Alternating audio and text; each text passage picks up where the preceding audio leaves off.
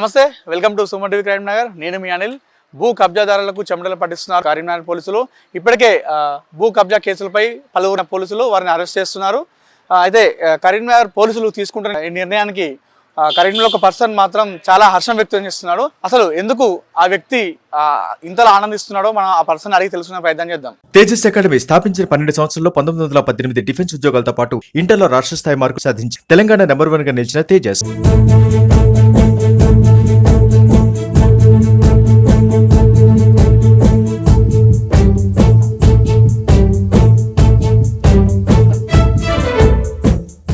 నేను ఇందాక ఎవరైతే అన్నానో ఆ వ్యక్తి ఇతని పేరు కొత్త రాజిరెడ్డి. ఇతను retired singer and employee. So కొత్త రాజిరెడ్డి ఇచ్చినటువంటి కంప్లైంట్తోనే పోలీసులు యాక్షన్ తీసుకొని ఎవరైతే నేను ఇందాక అన్నానో కార్పొరేటర్ అని చెప్పేసి వాళ్ళు అరెస్ట్ చేయడం జరిగింది. సో ఒకసారి కొత్త రాజిరెడ్డితో మనం మాట్లాడదాం. సార్ నమస్కారం. నమస్తే సార్, సుదీర్ఘ కాలం పోరాటం మీరు తర్వాత మీకు న్యాయం జరిగింది, ఎలా అనిపిస్తుంది ఇప్పుడు మీకు? నాకు మంచిగా సంతోషంగా ఫీల్ అవుతున్నా. ఎందుకంటే నేను ఒక 3 సంవత్సరాల నుంచి ఈ ల్యాండ్ మీద పెద్ద పోరాటమే చేసిన. పోరాటం అంటే మామూలు వ్యక్తులతోని కాదు. అసలు వాళ్ళు లెక్క అయితే వాళ్ళకి ఏ మాత్రం నైతిక విలువలు ఉన్నా నా జోలికి రావద్దు. నేను ఆఫ్టర్ ఒక సింగరేణిలో రిటైర్డ్ అయిన కార్మికుడిని, 4th క్లాస్ ఎంప్లాయీగా రిటైర్డ్ అయినా నేను. వాళ్ళు వచ్చిన వాళ్ళు చీటీ రామారావు అనే వ్యక్తి పెద్ద పొలిటీషియన్, తోటరాములు 12వ డివిజన్ కార్పొరేటర్. చీటీ రామారావు అనే వ్యక్తి ఏమో కల్వకుంట్ల కుటుంబం చెందిన కేటీఆర్ ఎక్స్ మున్సిపల్ మినిస్టర్కు దగ్గర బంధువు, ఎంపీ సంతోష్కు బంధువు, కవితకు బంధువు. వాళ్ళు నా మీద పోరాటం చేసిరంటే నేను ఎన్నడూ నేను గెలవనని అనుకున్నా.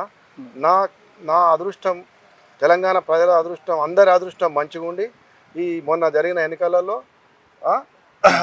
కాంగ్రెస్ గెలవడం మూలంగా నాకు నిజంగా ఈ రోజు నేను ఎట్లా ఫీల్ అవుతానంటే మొన్న కాంగ్రెస్ గవర్నమెంట్ వచ్చినాక నిజమైన తెలంగాణ ఇప్పుడు వచ్చిందని నేను ఫీల్ అవుతున్నా. ఎందుకంటే వీళ్ళు పెట్టిన హరాస్మెంట్కు ఇంకోటైతే తట్టుకోపోవు. ఎగ్జాంపుల్, ఇదే ప్లేస్లో ఒక అమ్మాయి మ్యారేజ్ ఉండేది ఉంటే వాళ్ళ ఫాదర్ మదర్ అయితే వాళ్ళు తట్టుకోక ఏదైనా చేసుకునే పరిస్థితే. అయితే మొన్న గవర్నమెంట్ ఏర్పడ్డాక నేను ఒకటే ఏం చేసినంటే ప్రజా దర్బార్ పోయినా. గవర్నమెంట్ ముఖ్యమంత్రి సీఎం రేవంత్ రెడ్డి గారు ప్రజా దర్బార్కు అది ఒక ప్రోగ్రామ్ తీసుకున్నాడు. ఆయన సీఎం కాగానే ప్రజాభవన్ పూలే భవన్గా మార్చిండు, అందరికి స్వేచ్ఛ కల్పించిండు. దానిలో భాగంగా నేను పోయి అక్కడ లైన్ కట్టి సీఎం గారికి ప్రజా దర్బార్లో నాకు కాంప్లిమెంట్ ఇచ్చి నన్ను 3 సంవత్సరాల నుంచి ఏదో నార్మల్ వ్యక్తి అయితే నేను ఏదో ఆయన ఎట్లనో మేనేజ్ చేసుకుంటూ, కానీ నా మీదకి వచ్చిన వాళ్ళు పెద్దోళ్ళు, సార్ మీరు సీరియస్గా తీసుకోవాలని నా బాధ అంతా చెప్పడం, నా డాక్యుమెంట్లు అన్నీ వాళ్ళు చూడడం, భట్టి గారు మినిస్టరు. మళ్ళీ ఇంకోటి ఏంటంటే నేను హుస్నాబాద్ కాన్స్టిట్యున్సీ మా సైదాపూరు, నాకు పొన్నం ప్రభాకర్ కూడా నేను ఆయన ఎమ్మెల్యే కానప్పటి నుంచి ఎమ్మెల్యే అయినాక అన్ని ఎప్పుడు పోయినా కూడా నాకు ధైర్యం ఇచ్చిండు. మా గవర్నమెంట్ వచ్చినాక నీ సమస్య సాల్వ్ చేస్తాం.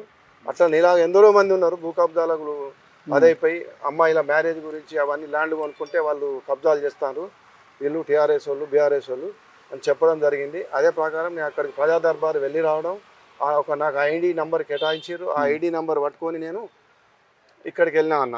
మళ్ళీ సిపి దగ్గరికి, గౌరవనీయ సిపి మహాంత్ దగ్గరికి పోయి నా బాధ అంతా చెప్పుకొని, సార్ 3 సంవత్సరాల నుంచి నన్ను ఇల్లు కట్టనిత్తలేరు, నన్ను ఇల్లు కట్టనీయకపోవడం మూలంగా నేను మనశ్శాంతి లేకుండా అయిపోయాను. ఒక రిటైర్డ్ ఎంప్లాయీగా 60 రోజులు సమ్మె చేసిన తెలంగాణ రావడానికి ఇవన్నీ కూడా వాళ్ళు ఏది కౌంట్ తీసుకోకుండా దౌర్జన్యం చేస్తారు, బెదిరిస్తారు. 3 సంవత్సరాల నుంచి ప్రతి ప్రజావానికి, కలెక్టర్కు, రెవెన్యూ, ఆర్డీఓ, ఎంఆర్ఓ వీళ్ళందరూ చుట్టూ తిరిగినా కూడా ఏమైంది సార్, నా ఇన్ని డాక్యుమెంట్లు మంచిగా ఉన్నా కూడా మీరు నాకు ఎందుకు న్యాయం చేస్తారంటే, మేము ఏం చేయాలి, న్యాయం డాక్యుమెంట్లు అన్నీ మంచిగా ఉన్నాయి, అంతసేపు మేము న్యాయం కాదు జరగదని కూడా తెలిసి చెప్పారు. అయినాక ఇంతలా ఎలక్షన్ కోడ్ వచ్చేదాకా వచ్చింది, న్యాయం జరిగింది. నాలాగా లక్షల వేల కోట్ల మందికి న్యాయం జరిగింది, ఇప్పుడు జరుగుతుంది.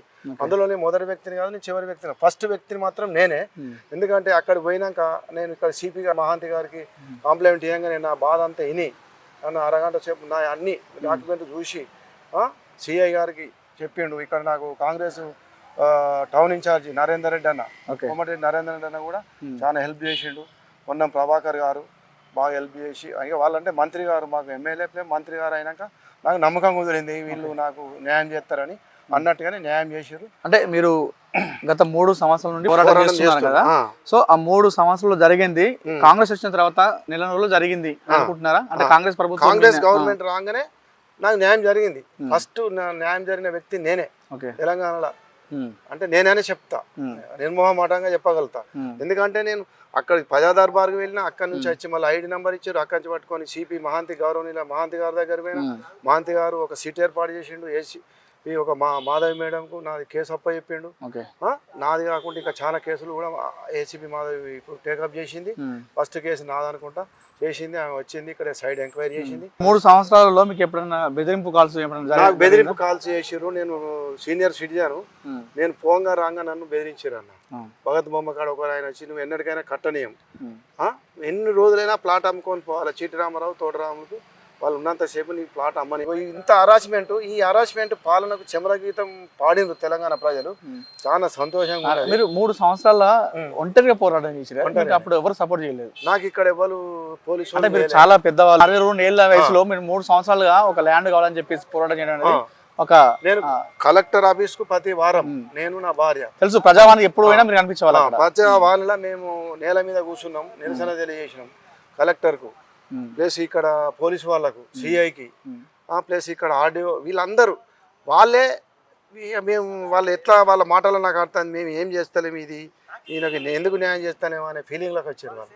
ఎందుకంటే అక్కడ నుంచి డైరెక్ట్ మినిస్టర్ ఫోన్ చేయడం ఆపేయడం, మున్సిపల్ వాళ్ళని పిలిపిస్తాడు, ఈ ప్లాట్ ఇవ్వలే అంటే రాజురెడ్డి అని వాళ్ళు చెప్తారు మున్సిపల్ వాళ్ళు. తెల్లారే మళ్ళీ పర్మిషన్ క్యాన్సిల్. కేటీఆర్ గారికి నేను విజ్ఞప్తి చేస్తాను, టీఎస్ బీపాస్ కేటీఆర్ పెట్టారు, ఎక్స్ మినిస్టర్ కేటీఆర్ పెట్టాక ఒక్కసారి టీఎస్ బీపాస్లో అప్రూవల్ వచ్చినాక అందులో ఇది నాకు పాత ఇల్లు 2006-99లో తీసుకున్నాను నేను. ఇది మార్చిలో 2006లో అక్కడ చూడండి 2 రేకుల షెడ్లు, హౌస్ నంబర్, ఈ బోరు కూడా 2006లో వేసిన. అప్పటి నుంచి ఇలా వాచ్మెన్ కేటీఆర్కు కూడా డైరెక్ట్గా కలిసినప్పుడు, ఎందుకంటే ఒక సీనియర్ సిటిజన్గా సింగరేణిలో పనిచేసి నేను వినతి పత్రం ఇస్తే ఇట్లా తీసాడు వారేసాడు కేటీఆర్. అప్పుడే నేను నేర్చుకుంటూ వచ్చిన మా గోస తొలిగి మీకు మీ గవర్నమెంట్ పోద్దా అని మేము మనసులో అనుకున్నాం, ఎవరో చెప్పలే. ఇప్పుడున్న సిపి ఎలా సపోర్ట్? సిపి గారికి కానీ సిపిగా ఏకే మహాంతి గురించి, అభిషేక్ మహాంతి గురించి నేను ఎంత చెప్పినా తక్కువ అవుతుంది. అంత మంచి ఆఫీసరు మన కరీంనగర్లో. ఇంతవరకు నేను నాకున్న అనుభవం ప్రకారం తక్కువ టైంలో మంచి పేరు, తక్కువ టైంలో ఇంత మంచి ఆఫీసర్ చూడలేదు. అది నేనంటానా, కరీంనగర్ ప్రజలు, పుర ప్రముఖులు, మేధావులు అందరూ మాట్లాడుకుంటున్న విషయం అది.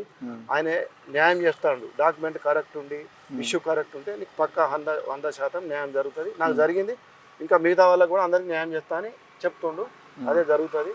ఏసీపీ మాధవి మేడం, ఈ పొన్నం ప్రభాకర్ గారికి నా యొక్క ధన్యవాదాలు. ఎందుకంటే పొన్నం ప్రభాకర్ గారు మొన్న కూడా చెప్పిండు, భూ కబ్జాల మీద ఉక్కు పాదం మోపుడు, ఆ ల్యాండ్ మీద అయితే మీకు ఇప్పిస్తాం, గవర్నమెంట్ అయితే గవర్నమెంట్ తీసుకుంటాం, ఈ విషయాన్ని వెనక తగ్గేది అని చెప్పిండు. దాన్నే స్ఫూర్తిగా తీసుకుంటారు జనాలు. ఇప్పుడు మీరు పెట్టిన కేసుతోనే అన్ని ఫైల్స్ అన్ని బయట తీసుకున్నారు, మళ్ళీ తీసుకున్నారు చాలా మంది కబ్జాదారులందరూ. ఫస్ట్ మనది భూ కబ్జా కేసులా ఫస్ట్ నేను ధైర్యం చేసి పోయినా, ఇక ఇప్పుడు చాలా మంది ముందుకు వస్తున్నారు, మీడియా మిత్రులు కూడా బాగా హెల్ప్ చేస్తున్నారు మీలాంటి వాళ్ళు. అందుకని మీడియా మిత్రులకు కూడా నా యొక్క ధన్యవాదాలు. ఎందుకంటే ఇలాంటి బయటకు తీయాలన్నా చాలా మందికి మీలాగానే చాలా మంది బాధపడవలసి ఉంటారు, మీలాగానే భయపడి బయటికి రాదు. అలాంటి వాళ్ళకి మీరు ఏం చెప్తారు? నేను ఒకటే చెప్తానా, మనము పుట్టింది ఒకటే నాడు పుడతాము, ఒకటే నాడు చనిపోతాం. ఇటువంటి వాళ్ళకి భయపడి అయ్యో కేసు పెడుతున్నాను ఏమైనా భయపడిస్తారో అది అని పెట్టుకుంటే మాత్రం మనకు న్యాయం జరగదు. కాబట్టి మీరు ఎంతమంది ఉన్నా కూడా ముందుకొచ్చి హాయిగా నిర్భయంగా మీ సమస్యలు పరిష్కారం చేసుకొని మీ పిల్లల పెళ్లిలు కానీ చదువు కానీ మీరు ఉన్న ల్యాండ్లు యూజ్ చేసుకోవాలని కరీంనగర్ ప్రజలు అందరికీ విజ్ఞప్తి చేస్తాను. ఒక సామాన్యుని ఆవేదన అది. నేను ఎవరి మీద కోపంగా కాదు, నేను మాట్లాడింది ఫ్యాక్ట్. ధన్యవాదాలు.